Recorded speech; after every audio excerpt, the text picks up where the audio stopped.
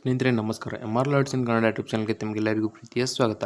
ನೋಡಿ, ಇವತ್ತಿನ ಈ ಒಂದು ವಿಡಿಯೋದಲ್ಲಿ ನಾನು ನಿಮಗೇನು ತಿಳಿಸ್ಕೊಡ್ತಾ ಇದ್ದೀನಿ ಅಂತಂದರೆ, SSP ಈ ಒಂದು ಸ್ಕಾಲರ್ಶಿಪ್ ಬಗ್ಗೆ ಸಾಕಷ್ಟು ಜನ ಅಭ್ಯರ್ಥಿಗಳಾಗಿರ್ಬೋದು, ಸ್ಟೂಡೆಂಟ್ಸ್ಗಳಾಗಿರ್ಬೋದು, ಭಾಳಷ್ಟು ಜನ ಮಾಹಿತಿಯನ್ನು ಕೇಳ್ತಾ ಇದ್ರು. ಅಂತಂದರೆ ಈಗ ನನ್ನದೊಂದು ಸ್ಕಾಲರ್ಶಿಪ್ ಬಂದಿಲ್ಲ, ಯಾವಾಗ ಬರುತ್ತೆ ಮತ್ತು ಹೇಗೆ ಚೆಕ್ ಮಾಡೋದು, ಏನಪ್ಪ ಅಂತಂದರೆ ಇಲ್ಲಿ ನಿಮಗೆ ಇನ್ನೊಂದು ಏನು ಹೇಳ್ಬೇಕಂತಂದರೆ, ಇಲ್ಲಿ ನಿಮ್ಮ ಒಂದು ಸ್ಕಾಲರ್ಶಿಪ್ ಅಂದರೆ SSP ಒಂದು ಅಪ್ಲಿಕೇಶನ್ ಹಾಕಿರ್ತೀರ, ಅದು ಎಲಿಜಿಬಲ್ ಅಂದರೆ ಅಪ್ರೂವಲ್ ಆದರೆ ಮಾತ್ರ ಈ ಒಂದು ಸ್ಕಾಲರ್ಶಿಪ್ ನಿಮಗೆ ಜಮಾ ಆಗುತ್ತೆ ಅಂತ ಇಲ್ಲಿ ಏನಪ್ಪ ಅಂದರೆ ಅಪ್ಡೇಟ್ ನಮ್ಗೆ ಕೊಟ್ಟಿದ್ದಾರೆ. ಸೊ ಈ ಒಂದು ಅಂದರೆ ನೀವು ಹಾಕಿದಂಥ ಅಪ್ಲಿಕೇಶನ್ ಅಪ್ರೂವಲ್ ಆಗಿದೆಯಾ ಅಥವಾ ನೀವು ಎಲಿಜಿಬಿಲಿಟಿ ಇದಿರೋ ಇಲ್ಲವೋ, ಹಾಗೆ ಇಲ್ಲಿ ಯಾವ ಡಿಪಾರ್ಟ್ಮೆಂಟ್ನಿಂದ ಅಪ್ರೂವಲ್ ಕೊಟ್ಟಿದ್ದಾರೆ ಮತ್ತು ನಿಮಗೆ ಎಷ್ಟು ಹಣ ಬರುತ್ತೆ, ಎಲ್ಲ ಮಾಹಿತಿ ನಿಮಗೆ ಇದೇ ವಿಡಿಯೋದಲ್ಲಿ ತಿಳಿಸ್ಕೊಡ್ತಾ ಹೋಗ್ತೀನಿ. ಮಿಸ್ ಮಾಡದೆ ವಿಡಿಯೋ ಕೊನೆವರೆಗೂ ನೋಡಿ. ವಿಡಿಯೋ ಇಷ್ಟ ಆದರೆ ಲೈಕ್ ಮಾಡಿ ಮತ್ತು ಇನ್ನು ಯಾರ್ಯಾರು ಸಬ್ಸ್ಕ್ರೈಬ್ ಮಾಡ್ಕೊಂಡಿಲ್ಲ ದಯವಿಟ್ಟು ಸಬ್ಸ್ಕ್ರೈಬ್ ಮಾಡ್ಕೊಂಡಿಲ್ಲ, ಪಕ್ಕದಲ್ಲಿರುವಂಥ ಬೆಲ್ಲೈಕನ್ ಕ್ಲಿಕ್ ಮಾಡಿ ಆಲ್ ಅಂತ ಸೆಲೆಕ್ಟ್ ಮಾಡಿ. ಯಾಕಂದರೆ ಮುಂದೆ ನಾವು ಯಾವುದೇ ವಿಡಿಯೋ ಬಿಟ್ಟರೆ ನಿಮಗೆ ತಟ್ಟಂತ ನೋಟಿಫಿಕೇಶನ್ ಬರುತ್ತೆ.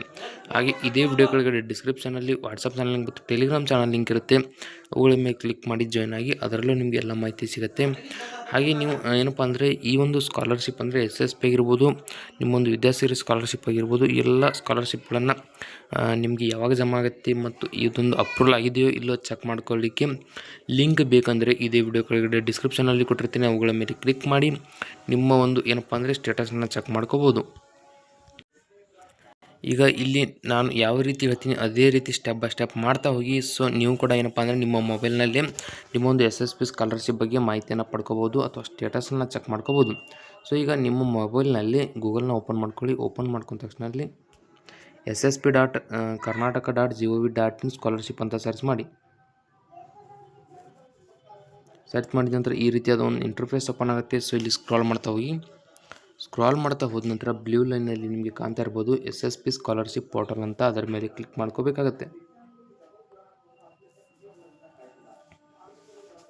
ಸೊ ದಯವಿಟ್ಟು ಈ ಒಂದು ವಿಡಿಯೋ ಏನಪ್ಪ ಅಂದರೆ ಸಾಕಷ್ಟು ಜನ ಅಭ್ಯರ್ಥಿಗಳು ಕನ್ಫ್ಯೂಸ್ನಲ್ಲಿದ್ದಾರೆ, ಅಂಥವ್ರಿಗೆ ಈ ವಿಡಿಯೋ ಶೇರ್ ಮಾಡಿ, ಅವರಿಗೆ ತುಂಬ ಸಹಾಯ ಆಗುತ್ತೆ. ಅಂದರೆ ಅವರು ಕೂಡ ಅವರ ಮೊಬೈಲ್ನಲ್ಲಿ ಚೆಕ್ ಮಾಡ್ಕೋತಾರೆ. ಸೊ ಈಗ ಏನಪ್ಪ ಅಂದರೆ ನೀವು ಆಫೀಷಿಯಲ್ ವೆಬ್ಸೈಟ್ ಮೇಲೆ ಕ್ಲಿಕ್ ಮಾಡಿದ ನಂತರ ಈ ರೀತಿಯಾದ ಒಂದು ಪೇಜ್ ಓಪನ್ ಆಗುತ್ತೆ. ಇಲ್ಲಿ ಸ್ಕ್ರಾಲ್ ಮಾಡ್ತಾ ಹೋದ ನಂತರ ರಾಜ್ಯ ವಿದ್ಯಾರ್ಥಿ ವೇತನ ತಂತ್ರಾಂಶ ಒಂದು ಏನಪ್ಪ ಅಂದರೆ ಇಲ್ಲಿ 2 ಬಾಕ್ಸ್ಗಳು ನಿಮಗೆ ಕಾಣುತ್ತೆ. ಬ್ಲೂ ಬಾಕ್ಸ್ನಲ್ಲಿ ಕಾಣ್ತಾ ಇರ್ಬೋದು ನಿಮಗೆ. ಮೊದಲನೇ ಬಾಕ್ಸ್ ಯಾವ್ದ್ರಿಗೆ ಅಂತಂದರೆ ಮೆಟ್ರಿಕ್ ಪೂರ್ವ, ಅಂದರೆ 10th ಒಳಗೆ ಯಾರು ಇರ್ತಾರೆ ಅಂಥವ್ರಿಗೆ ಇದು ಮೊದಲನೇ ಬಾಕ್ಸ್ ಆಗಿರುತ್ತೆ. ಇದು 10th ನಂತರ, ಮೆಟ್ರಿಕ್ ನಂತರ ಅಂದರೆ PUC ಆಗಿರ್ಬೋದು, ಡಿಗ್ರಿ ಆಗಿರ್ಬೋದು, ಈ ರೀತಿಯ ಅಭ್ಯರ್ಥಿಗಳಿಗೆ ಈ 2ನೇ ಬಾಕ್ಸ್ ಏನಪ್ಪ ಅಂದರೆ ಎಲಿಜಿಬಿಲಿಟಿ ಇರುತ್ತೆ. ಸೊ ನೀವು ಯಾವುದಕ್ಕೆ ಅಪ್ಲಿಕೇಶನ್ ಹಾಕಿರ್ತೀರ ಅದರ ಮೇಲೆ ನೀವು ಕ್ಲಿಕ್ ಮಾಡ್ಕೋಬೇಕಾಗತ್ತೆ.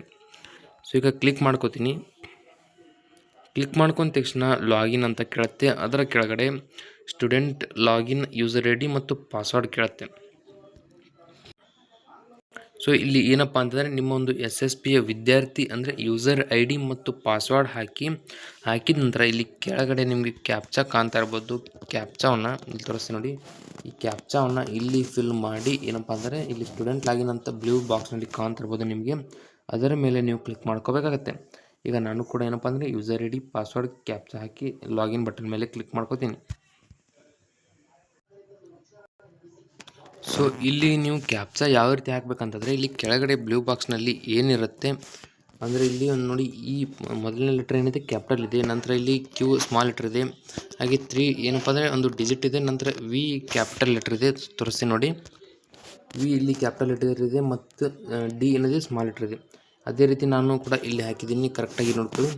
ಇದೇ ರೀತಿ ನೀವು ಏನಪ್ಪ ಅಂದರೆ ಕ್ಯಾಪ್ಚಾನ ಫಿಲ್ ಮಾಡಬೇಕಾಗುತ್ತೆ. ಅಂತಂದರೆ ಯಾವುದು ಕ್ಯಾಪಿಟಲ್ ಇರುತ್ತೆ, ಯಾವುದು ಸ್ಮಾಲ್ ಇರುತ್ತೆ ಮತ್ತು ಎಲ್ಲಿ ಡಿಜಿಟ್ ಇರುತ್ತೆ ಅವುಗಳನ್ನ ಕರೆಕ್ಟಾಗಿ ಏನಪ್ಪ ಅಂದರೆ ನೀವು ಇಲ್ಲಿ ಆ್ಯಡ್ ಮಾಡಿ ಸ್ಟೂಡೆಂಟ್ ಬಟನ್ ಮೇಲೆ ಲಾಗಿನ್ ಮಾಡಬೇಕಾಗುತ್ತೆ. ಈಗ ನಾನು ಕೂಡ ಇಲ್ಲಿ ಲಾಗಿನ್ ಮಾಡ್ತೀನಿ ನೋಡಿ. ನೀವು ಅಲ್ಲಿ ಯಾವುದೇ ರೀತಿ ಕ್ಯಾಪ್ಚಾನ ತಪ್ಪಾಗಿ ಹಾಕಿದರೆ ಇಲ್ಲಿ ಯಾವುದೇ ರೀತಿ ನಿಮಗೆ ಲಾಗಿನ್ ಆಗೋದಿಲ್ಲ.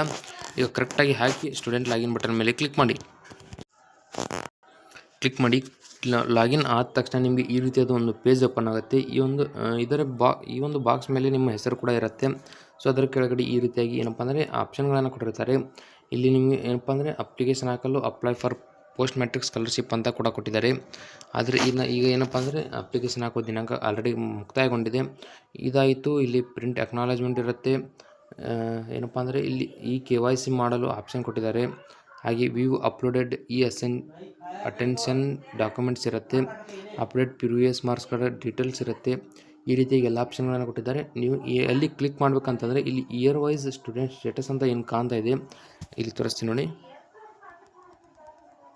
ಇಲ್ಲಿ ಇಯರ್ ವೈಸ್ ಸ್ಟೂಡೆಂಟ್ ಸ್ಟೇಟಸ್ ಏನು ಕಾಣ್ತಾ ಇದೆ ಅದರ ಮೇಲೆ ನೀವು ಕ್ಲಿಕ್ ಮಾಡ್ಕೋಬೇಕಾಗತ್ತೆ. ಈಗ ನಾನು ಕೂಡ ಕ್ಲಿಕ್ ಮಾಡ್ಕೋತೀನಿ ನೋಡಿ.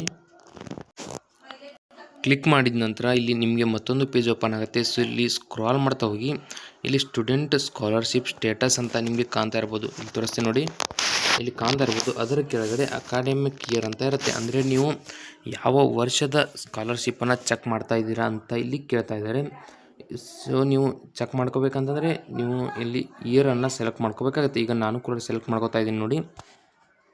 ಅಂದರೆ ಈಗ 2025-26ನೇ ಸಾಲಿನ ಒಂದು SSP ಸ್ಕಾಲರ್ಶಿಪ್ನ ಚೆಕ್ ಮಾಡೋಣ. ಈಗ ಚೆಕ್ ಮಾಡಬೇಕು ಅಂತಂದರೆ ಇಲ್ಲಿ ಸೆಲೆಕ್ಟ್ ಬಟನ್ ಮೇಲೆ ಕ್ಲಿಕ್ ಮಾಡಿದರೆ ಸಾಕು. ಇಲ್ಲಿ ಅಕಾಡೆಮಿಕ್ ಇಯರ್ಗಳು ಕಾಣುತ್ತೆ. ನೀವು ಯಾವ ಒಂದು ಸ್ಕಾಲರ್ಶಿಪ್ಪನ್ನು ಚೆಕ್ ಮಾಡ್ತಾ ಇದ್ದೀರಾ ಅದರ ಮೇಲೆ ಕ್ಲಿಕ್ ಮಾಡ್ಕೊಳ್ಳಿ. ಈಗ ನಾನು 2025-26 ಕ್ಲಿಕ್ ಮಾಡ್ತಾ ಇದ್ದೀನಿ. ಕ್ಲಿಕ್ ಮಾಡಿದ ನಂತರ ಇಲ್ಲಿ ಕೆಳಗಡೆ ನಿಮಗೆ ಏನಪ್ಪ ಅಂದರೆ ವ್ಯೂ ಅಂತ ಒಂದು ಗ್ರೀನ್ ಬಟನ್ಸ್ ಕಾಣುತ್ತೆ. ಇಲ್ಲಿ ಕೆಳಗಡೆ ವ್ಯೂ ಅಂತ ಗ್ರೀನ್ ಬಟನ್ ಕಾಣುತ್ತೆ, ಅದರ ಮೇಲೆ ನೀವು ಕ್ಲಿಕ್ ಮಾಡ್ಕೋಬೇಕಾಗುತ್ತೆ. ನಾನು ಕೂಡ ಕ್ಲಿಕ್ ಮಾಡ್ಕೋತೀನಿ ನೋಡಿ. ಸೊ ವ್ಯೂ ಬಟನ್ ಮೇಲೆ ಕ್ಲಿಕ್ ಮಾಡಿದರೆ ಏನಪ್ಪ ಅಂದರೆ ನೀವು ಸರ್ವರ್ ಇದ್ದರೆ ಒಂದು ಪೇಜ್ ಓಪನ್ ಆಗುತ್ತೆ, ಇಲ್ಲಂತಂದರೆ ಅಷ್ಟಕ್ಕೆ ಏನಪ್ಪ ಅಂದರೆ ಸ್ಟಾಪ್ ಆಗುತ್ತೆ. ಸೊ ಈಗ ಏನಪ್ಪ ಅಂದರೆ ಸರ್ವರ್ ಇದೆ, ಸೊ ತೋರಿಸ್ತಾ ಇದ್ದೀನಿ ನೋಡಿ. ಈಗ ಇಲ್ಲಿ ಏನಪ್ಪ ಅಂತಂದರೆ ಎಲ್ಲ ನಿಮಗೆ ಆಪ್ಷನ್ಗಳನ್ನು ಕೊಟ್ಟಿದ್ದಾರೆ. ಸೊ ಕೌನ್ಸಿಲಿಂಗ್ ಅಡ್ಮಿಷನ್ ಡೀಟೇಲ್ಸ್ ಆಗಿರ್ಬೋದು, ಹಾಸ್ಟೆಲ್ ಡೀಟೇಲ್ಸ್ ಆಗಿರ್ಬೋದು. ನೀವು ಹಾಸ್ಟೆಲ್ನಲ್ಲಿ ಇರ್ತಾ ಇದ್ದೀರಂತಂದರೆ ಇಲ್ಲಿ ನೀವು ಹಾಸ್ಟೆಲ್ ಡೀಟೇಲ್ಸ್ ಮೇಲೆ ಕ್ಲಿಕ್ ಮಾಡ್ಕೊಳ್ಳಿ. ಸೊ ಇಲ್ಲಿ ಕಾಸ್ಟ್ ಇನ್ಕಮ್ ಸರ್ಟಿಫಿಕೇಟ್ ಡೀಟೇಲ್ ಕೊಟ್ಟಿದ್ದಾರೆ, SSLC ಡೀಟೇಲ್ಸ್ ಕೊಟ್ಟಿದ್ದಾರೆ, ಹಾಗೆ ಆಧಾರ್ ಕಾರ್ಡ್ ಸೀಡಿಂಗ್ ಸ್ಟೇಟಸ್ ಕೊಟ್ಟಿದ್ದಾರೆ. ನೀವು ಇಲ್ಲಿ ಏನು ಚೆಕ್ ಮಾಡ್ಕೋಬೇಕಂತಂದರೆ ನಿಮ್ಮೊಂದು ಆಧಾರ್ ಕಾರ್ಡ್ ಸೀಡಿಂಗ್ ಆಗಿದೆಯಾ ಅಂತ ಚೆಕ್ ಮಾಡ್ಕೋಬೇಕಂತಂದರೆ ಇದರ ಮೇಲೆ ಕ್ಲಿಕ್ ಮಾಡಿ. ಇಲ್ಲಿ ತೋರಿಸ್ತೀನಿ ನೋಡಿ, ನೋಡಿ ಇದರ ಮೇಲೆ ಕ್ಲಿಕ್ ಮಾಡ್ಕೋಬೇಕಾಗತ್ತೆ.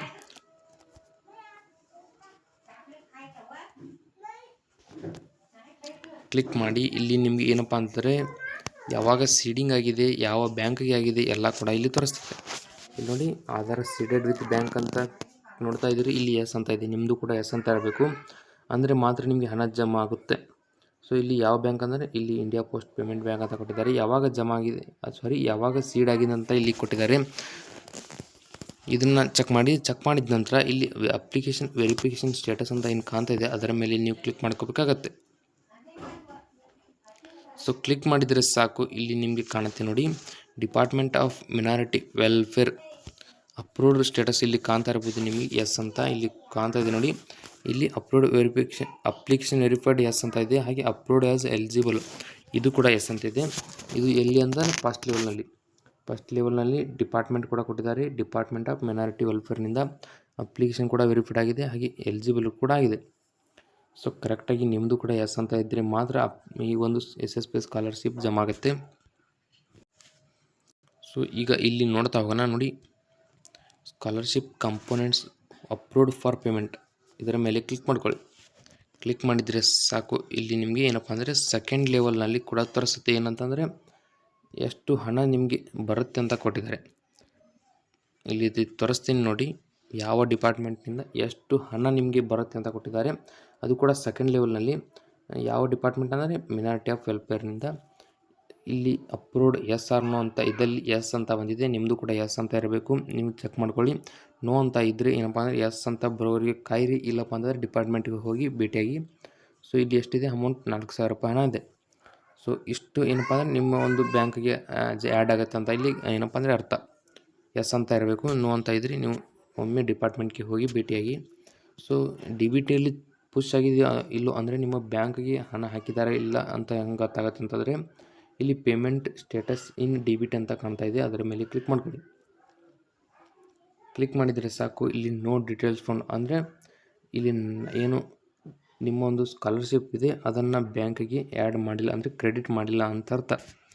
ಸೊ ಅದಕ್ಕಾಗಿ ಇಲ್ಲಿ ನೋ ಡೀಟೇಲ್ಸ್ ಫೌಂಡ್ ಅಂತ ಇದೆ. ಅಕಸ್ಮಾತಾಗಿ ನಿಮಗೇನಾದರೂ ಸ್ಕಾಲರ್ಶಿಪ್ ನಿಮ್ಮ ಬ್ಯಾಂಕ್ಗೆ ಜಮಾ ಆಗಿದ್ದರೆ ಇಲ್ಲಿ ಎಷ್ಟು ಜಮಾ ಆಗಿದೆ ಎಲ್ಲ ಕೂಡ ಇಲ್ಲಿ ಮಾಹಿತಿಯನ್ನು ಕೊಡ್ತಾರೆ.